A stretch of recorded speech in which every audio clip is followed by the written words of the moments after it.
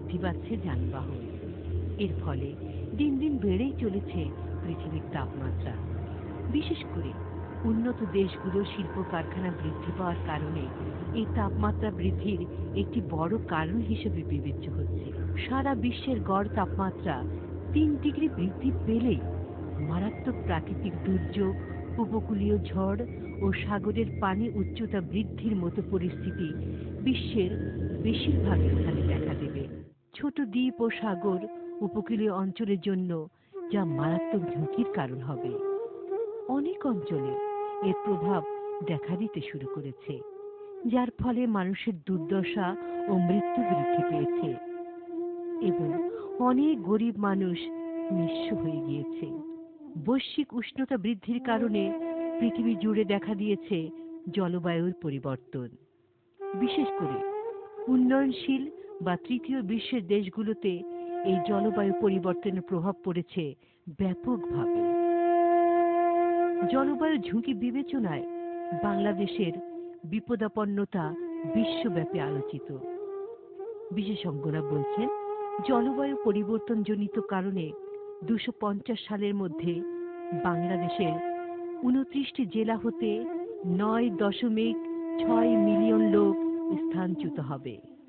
Force migration হচ্ছে climate চেঞ্জের একটা ইউনিক চরিত্র আমি বলবো, যেখানে মানুষ বাধ্য হচ্ছে তার জীবন এবং জীবিকার যে স্থানটা ছিল সেই স্থান থেকে নিজেকে তুলে নিয়ে অন্য জায়গায় বাস্তুচ্যুতির একটা অভিজ্ঞতা নিয়ে অন্য জায়গায় বসবাস করা, এবং সে হয়তো বা যেই জীবন এবং জীবিকায় অভ্যস্ত ছিল, যেই জীবন এবং জীবিকায় পারদর্শী ছিল, সেই জীবন এবং জীবিকায় পারদর্শী কোনো কাজ আর খুঁজে পায় না।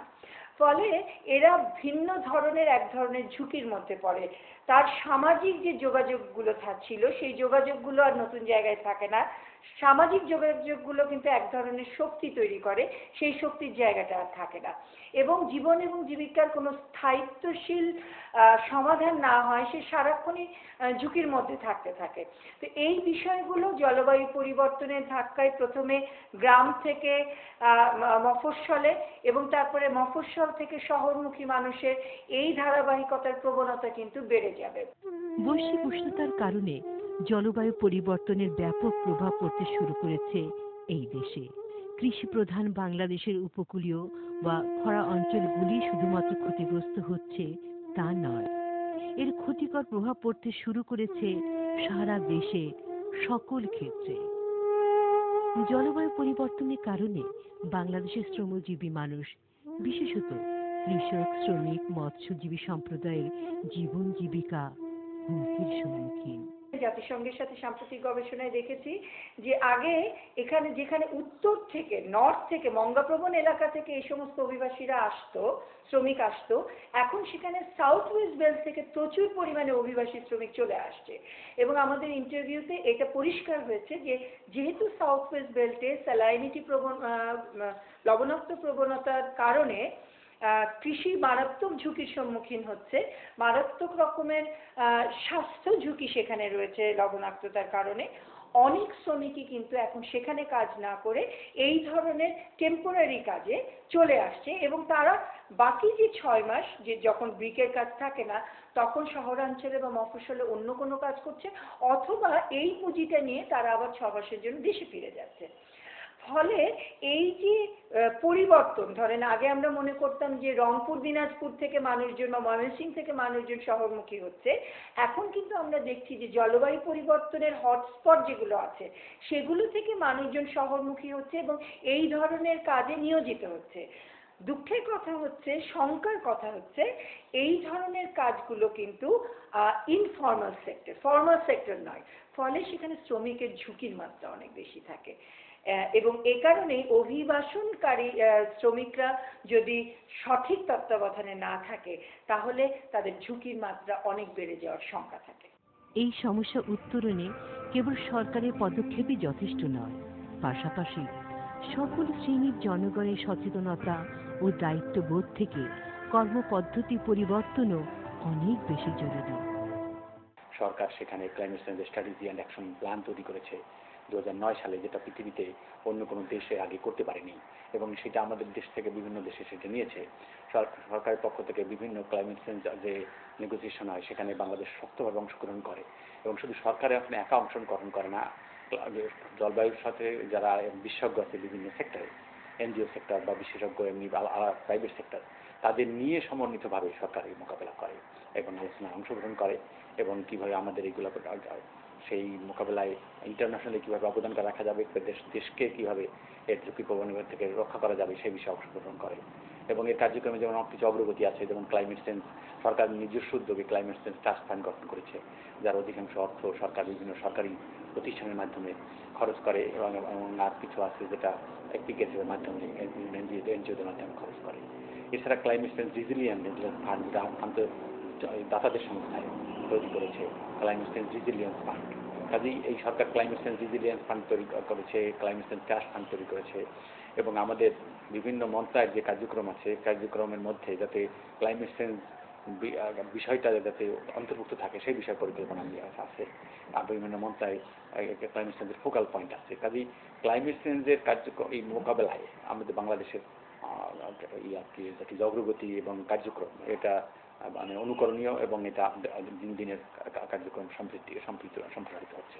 Bangladesh occupational safety health and environment foundation OSHI জলবায়ু ঝুঁকি ব্যবস্থাপনায় বাংলাদেশের শ্রমিক আন্দোলনের সক্ষমতা বাড়ানো, সচেতনতা বৃদ্ধি ও জাতীয় পরিকল্পনায় শ্রমিক স্বার্থ বিবেচনার জন্য পলিসি অ্যাডভোকেসি ও বিভাগীয় পর্যায়ে প্রশিক্ষণ কার্যক্রম সম্পন্ন করেছে।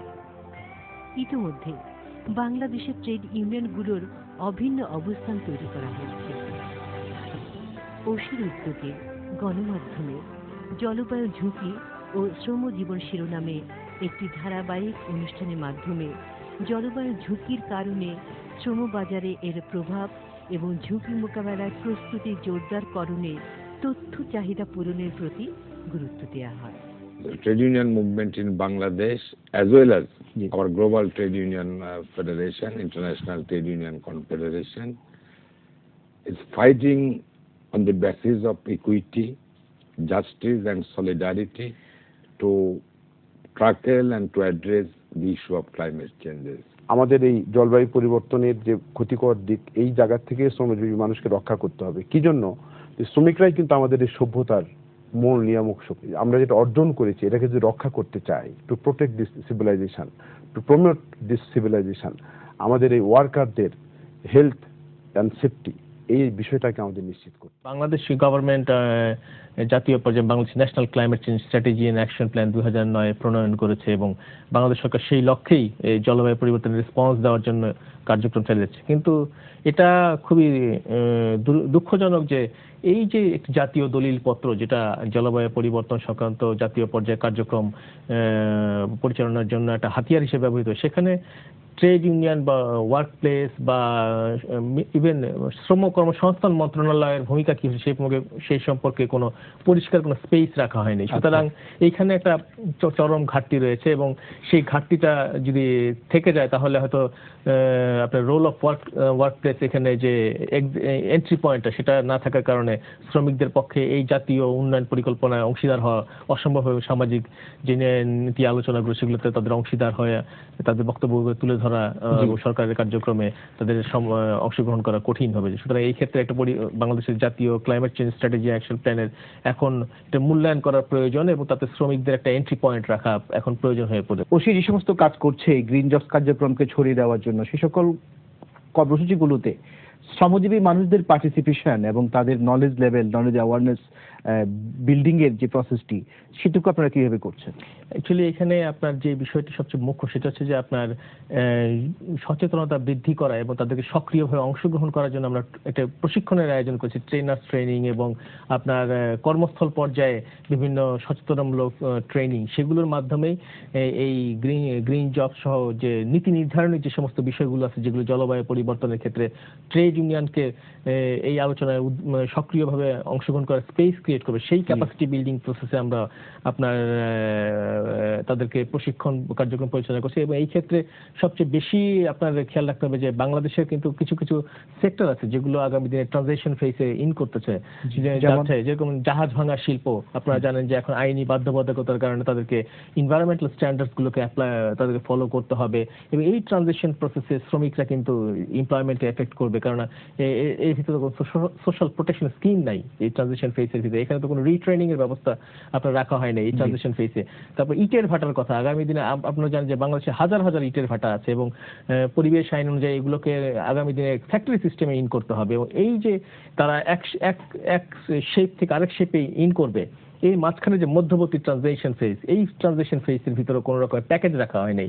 এটা ট্রেড ইউনিয়নের কনসার্নের বিষয় যে এমপ্লয়মেন্ট নিয়ে কি বিষয়টা এবং সামাজিক নিরাপত্তার মতো বিষয়টাকে এই ট্রানজিশন ফেজের ভিতরে অবশ্যই আনতে হবে, যার মাধ্যমে সামাজিক নিরাপত্তা নিশ্চিত হবে এবং এই গ্রিনিং প্রসেসের ভিতর ওয়ার্কারদের একটা সক্রিয় অংশগ্রহণ থাকবে, এমপ্লয়ারদের অংশগ্রহণ থাকবে, তার মাধ্যমে যাতে এই গ্রিনিং প্রসেসের ভিতরে সামাজিক অস্থিরতা তৈরি না হয়, বরঞ্চ সবাই মিলে সম্মিলিতভাবে যাতে গোলগুলো অর্জন করা যায়, তার অংশ হিসেবে গ্রিন জব কার্যক্রম একটা শক্তিশালী একটা ভূমিকা পালন করতে পারে। সাস্টেইন লেবারের সহযোগিতায় OC capacity building on climate change নামে একটি প্রকল্প বাস্তবায়ন করে। How you are linked with Bangladesh Trade Union Movement? Because right now, we are doing a project with OSHE and Right. TUC on climate change.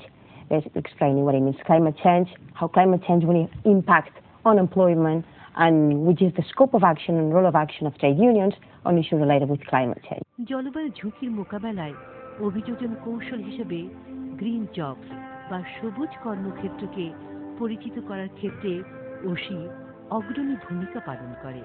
ILO এবং বাংলাদেশ সরকারের শ্রম ও কর্মসংস্থান মন্ত্রণালয়ের সহযোগিতায় দেশের বিভিন্ন এলাকায় শ্রমজীবী মানুষের জন্য গ্রিন জবস ওরিয়েন্টেশন আয়োজন করা হয়। গ্রিন জব হচ্ছে একটি জিনিস এবং শ্রমঘন শিল্প বা শ্রমিক নির্ভর শিল্প স্থাপনা দুটি ডিফারেন্ট জিনিস।